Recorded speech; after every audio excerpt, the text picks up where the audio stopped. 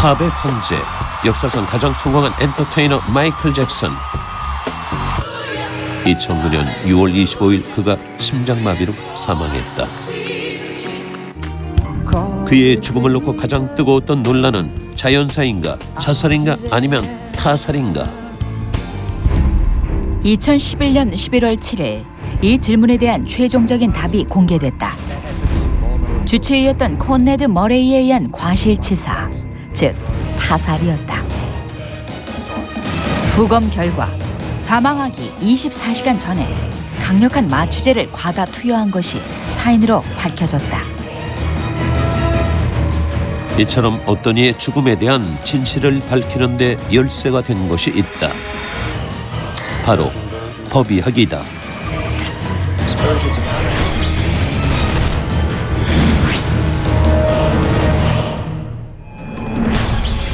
법의학이란 변사체에 대한 검시를 통해 죽음의 원인을 밝히고 범죄 현장에 남아있었던 개인 식별 증거물, 즉 혈액이나 치아의 흔적, 지문, 모발, 타액 등에 대해 감정하는 분야다. 과학 수사가 진범을 가려내는 데 초점을 맞춘다면 법의학은 범죄 그 자체보다는 사망 이후의 흔적이나 사체에 나타난 증거들에 더 초점을 맞춘다. 지금까지 가장 오래된 법의학서로 알려진 것은 13세기 중국 송나라의 법의학자 송자의 저서 세원집록이다. 죽은 자의 사인과 독극물 등을 소개한 이 책은 머리카락 한 올의 차이가 나중에는 심리 차이가 된다라는 말로 범죄 현장과 증거에 대한 중요성을 강조했다. 서양에서는 1532년 신성 로마 제국의 황제 카를 5세가 편찬한 법전에 타살로 의심되는 사건은 물론 목을 매거나 독극물로 죽은 사건 등에는 반드시 의학 전문가가 증언해야 한다는 조항이 처음으로 생겼다. 법의학적 수사 기법이 일반인들에게 처음으로 알려진 것은 영국의 소설가 아서 코난 도일이 창조한 명탐정 캐릭터 셜록 홈즈를 통해서다. 의사 출신이었던 그는 실제 법의학적 수사에서 얻은 지식을 바탕으로 소설을 썼다고 했다. 20세기 초 유럽과 북미 등지에서는 법의학 연구소가 속속 등장하면서 법의학 분야에 대한 연구가 활발해졌고 오늘날 법의학은 죽음의 진실을 밝히는 데 결정적인 역할을 하고 있다.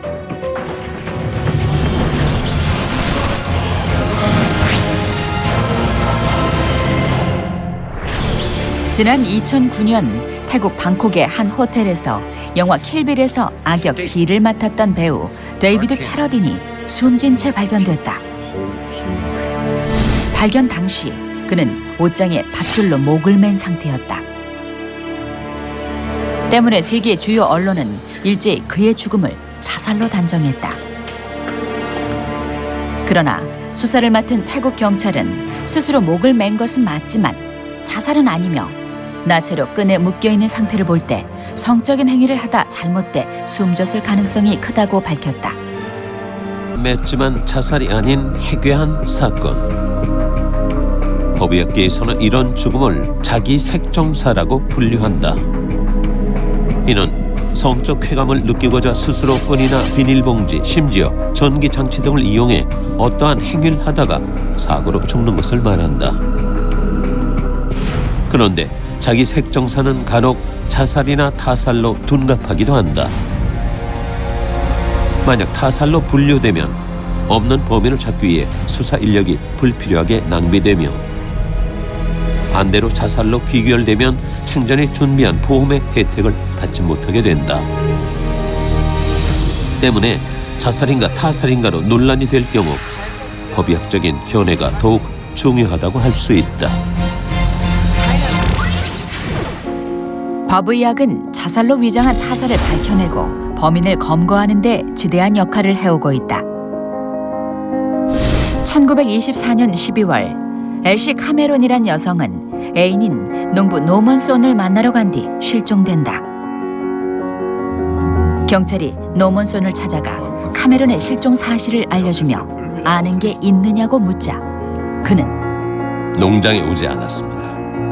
그렇잖아도 소식이 궁금했습니다. 라고 말했다. 한 달 뒤 그녀가 노먼슨의 농장에 가는 걸 목격한 사람이 나타났고 경찰은 다시 노먼슨을 찾아가 땅에 묻혀있는 그녀의 가방을 찾아냈다. 그러자 노먼슨은 말을 바꿔 사실 왔었어요. 내가 결혼하겠다고 대답할 때까지 농장을 떠나지 않겠다고 떼를 썼죠. 그런데 제가 외출했다 몇 시간 만에 돌아와 보니 양계장 들보에 목을 메고 죽어 있었어요. 라며 너무 놀란 나머지 그녀의 시신을 토막내 땅에 묻었다고 주장했다. 하지만 경찰은 그녀가 목을 맸다고 하는 나무 들보에 밧줄의 흔적이 없는 점을 지적했고 이 사건 해결에 참여한 법의학자 버나드 스필스베리 박사는 발굴한 사체 토막들을 조사한 결과 피해자의 머리와 얼굴, 팔꿈치와 다리 등에 구타 흔적이 있다는 사실을 밝혀냈다. 또한 목을 해부했지만 목을 맨 흔적도 없었다.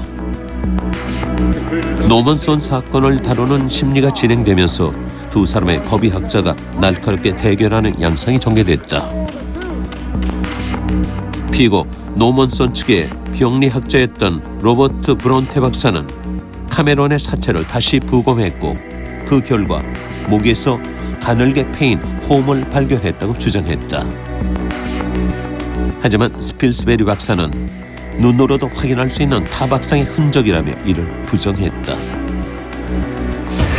마지막 심리가 있던 날 노먼슨은 카메론이 목을 메고 죽어 있을 때 눈을 뜨고 있었는데 나중에 점차 감겼다고 했다.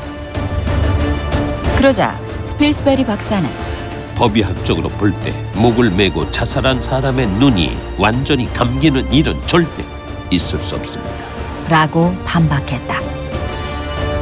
결국 노먼슨은 유죄 판결을 받아 교수형에 처해졌다.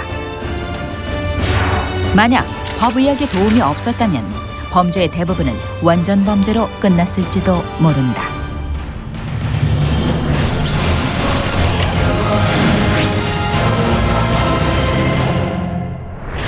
법의학 하면 가장 먼저 떠오르는 단어는 부검이다.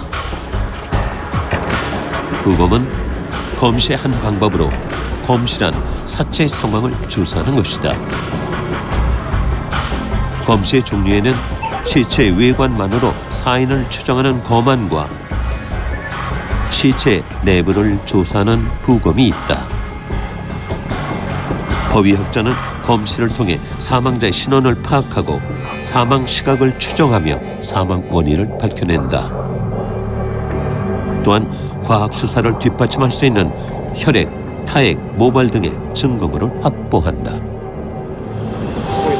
그런데 만약 변사체의 사인이 타살이라면 사망 시각을 추정하는 것이 무엇보다 중요하다. 영국의 법의학자 버나드 나이트 박사는 사망 시각 추정은 지난 수세기 동안 범죄 수사에서 매우 중요하게 다뤄져 왔다며 법의학에서의 사망 시각 추정을 강조했다. 사망 시각은 범인의 알리바이를 입증하고 억울한 죽음의 진실을 밝히는데 결정적인 증거가 되기 때문이다. 법의학자들은 사체에 나타난 현상을 통해 변사자의 사망 시각을 짐작한다. 사람이 사망하면 시체에는 혈액순환 정지, 혈색 변화, 동공 정지 같은 현상이 일어나는데 이때 사망 시각을 추정할 수 있는 시반과 시강이 나타난다. 이 가운데 시반은 사람이 사망한 후에 혈액순환이 정지하면 중력에 의해 적혈구가 하부에 모이게 되는데 이 때문에 피부에 생긴 검붉은 반점을 의미한다. 시반은 사망 후 빠르게 30분에서 1시간 사이에 나타나지만 보통은 사망 후 2-3시간 사이에 생기고 12시간이 지나면 최고조에 달한다. 시체의 체위가 바뀌면 중력에 의해 시반도 이동한다. 그러나 사망 후 15시간이 지나면 혈구 안의 혈색소가 염색돼 시반의 이동이 관찰되지 않는다. 사망 시각을 추정할 수 있는 또 하나의 근거인 시강은 사망한 뒤 근육이 딱딱하게 수축한 상태로 유지되는 현상, 즉 사후 경직을 의미한다. 사람이 죽으면 시체는 서서히 굳기 시작해 12시간 정도 지나면 가장 단단하게 굳는다. 시반과 사후 경직 외에도 사체의 온도 변화, 부패 정도, 방광에 고인 소변 등으로 사망 시각을 짐작할 수 있다고 한다.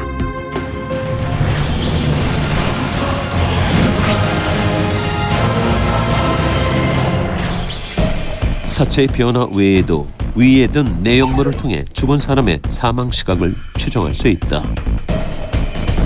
일반적으로 식사 직후 위에는 음식이 소화되지 않은 상태로 남아있고 약 2~3시간이 지난 후에는 위와 십이지장에 음식물이 남아있다.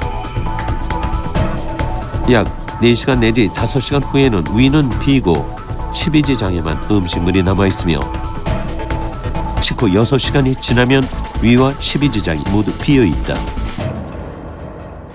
1913년 어느 날 스코틀랜드의 한 호수에서 작은 아이 시신 2구가 발견된다. 이 시신들을 조사하게 된 법의학자는 에든버러 대학교의 교수 시드니 스미스. 그는 죽은 사람의 나이가 각각 4살과 7살이며 이들은 형제일 가능성이 크다고 추정했다. 두 소년의 시신은 오랫동안 물에 잠겨 있었기 때문에 거의 부패하지 않았고 위에 든 내용물도 죽었을 당시 그대로 남아 있었는데 스미스 교수는 이렇게 말했다. 두 사체 위에는 소화되지 않은 채소들이 그대로 들어 있었습니다.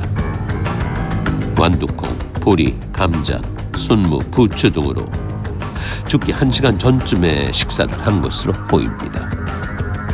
이후 수사를 진행한 결과 1911년 11월 4살과 7살이었던 두 소년이 갑자기 사라졌으며 소년들의 아버지는 패트릭 히긴스라는 사람임이 확인됐다.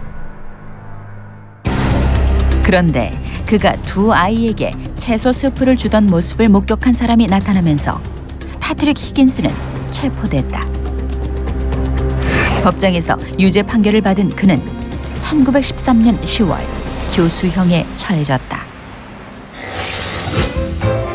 음식물 외에 사망 시각을 알 수 있는 결정적인 증거로 사체 속에 벌레들을 들 수 있다. 사체는 따뜻한 햇볕이 내려쬐는 날 공기에 노출될 경우 곤충들로부터 최대 8차례에 걸쳐 연속적으로 침입을 받는데 첫 번째는 금파리고 마지막은 딱정벌레다. 금파리는 사람이 죽은 지 불과 몇 시간도 안 돼 상처나 눈, 입술, 코 등 시신의 구멍에 알을 낳는데 이 알들은 8시간 내지 14시간 이내에 구더기로 부화한다. 2~3일 후 구더기는 껍질을 벗고 대략 6일 동안 왕성한 식욕을 보인다.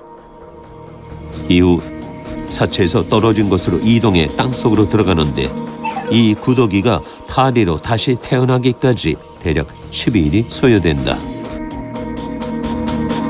이런 유충의 성장 단계를 통해 사망 시각을 추정할 수 있다.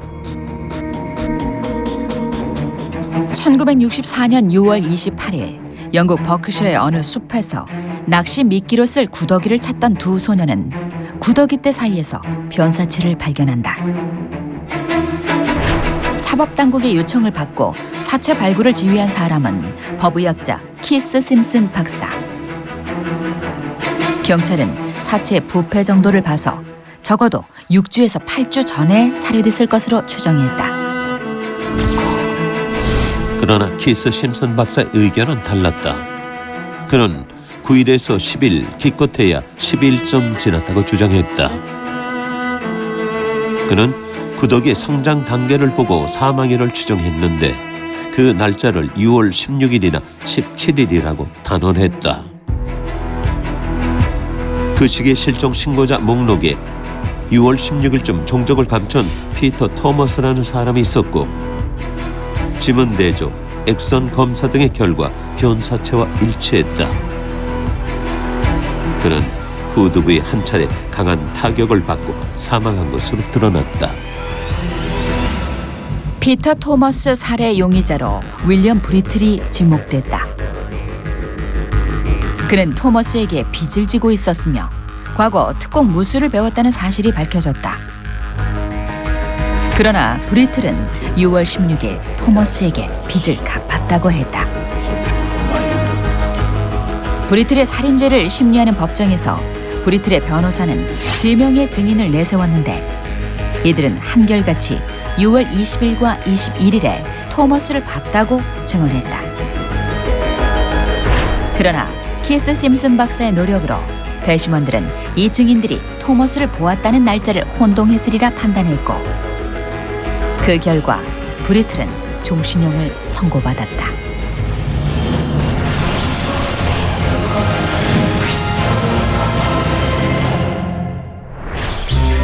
모든 범죄는 흔적을 남긴다. 근대 법의학의 아버지로 불리는 프랑스의 에드몽 로카르 박사의 말이다. 이는 범행 현장에는 범인의 것으로 추정되는 그 무언가가 반드시 남겨진다는 말로도 해석된다.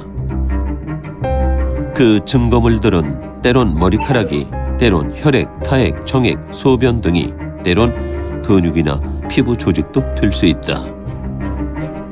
이 증거물은 유전자 분석을 통해 범인이 빠져나갈 수 없는 결정적인 단서가 되고 있다. 2005년 1월 독일 미넨에서 타살된 유명 디자이너 루돌프 모사함머의 살인범은 25세 이라크 청년 해리 씨였다.